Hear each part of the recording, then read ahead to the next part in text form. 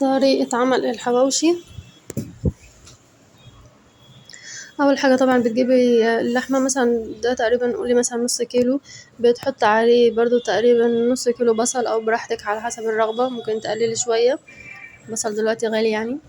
بتحط بقى عليها البهارات بتاعتك، ده جنزبيل، وبتحط بقى الفلفل الاسود والكمون والملح، يعني حطي بصي معلقة صغيرة ملح او اقل شوية علشان ما تكونش مملحة معاكي قوي.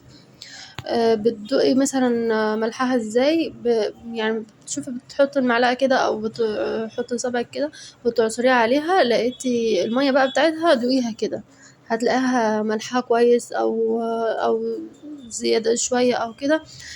لو زيادة شوية طبعا هتزودي بصل زي ما عملت كده بصبعي. المية دي بقى هي اللي انت تدوقيها كده على طرف لسانك.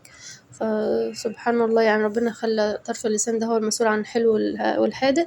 بعد كده بقى بتقطعي العيش بتاعك بالمقص كده، بتفتحيه. طبعا لازم يكون صابح عشان تعرفي تفتحيه. بتفتحه كده من الجنب، وتغرفي بقى فيه شوية اللحم المفروم ده، وتفرديهم فيها. وبعد كده فردتيهم كده بالشكل ده. انا بحب افتح جزء صغير من العيش عشان يفضل ملموم معايا. بعد كده بتجيب بقى زيت وتحط عليه ذرة ملح صغيرة، او مش ضروري لو الملح بتاع اللحمة زاد شوية مش ضروري تحط على الزيت ده ملح. تغلفيه بقى بيه كده الوش والظهر عشان يتحمر كويس معاكي. اللي هو الاخير ده اللي هو على ظهر الصينية، الوش على ظهر الصينية على طول، ده يعني احيانا ما بعمله في الاخر على اساس ان هو الزيت بتاعه ما يطبعش على الصينية وكده. بتحطي بقى في الفرن الاوسط في الوسط كده. بتولعي البوتاجاز من تحت بس على نار عالية، وتحطي بقى على الصاج بتاعك كده وتقفلي بقى عليه، بيكون في النص عشان ما يكونش تحت قوي يتحرق بسرعة، ولا يكون فوق قوي ما يطلوش يعني النار وكده، عشان دي طبعا اللحمة عايزاها تستوي مع العيش كمان، تتحمر تستوي جوه العيش. هو هنا يعني انا رافعاها مش في النص قوي، يعني ده على اخر رف بس لفوق، يعني تمام اخر رف لفوق.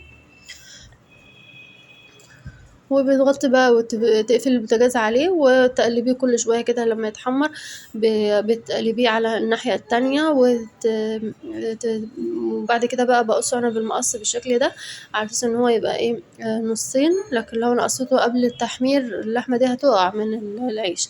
انا بقصه بعد التحمير وبكده بيكون بقى جاهز، بألف هنا وشفا. ده هنا وانا بقصه بقى كان بتقصيه بالشكل دوت طبعا. مش عارفة امسك العيش بالايد التانية عشان ماسكة بيها الموبايل. وده الشكل النهائي، وبألف هنا وشفا. متنسيش بقى اللايك والاشتراك في القناة.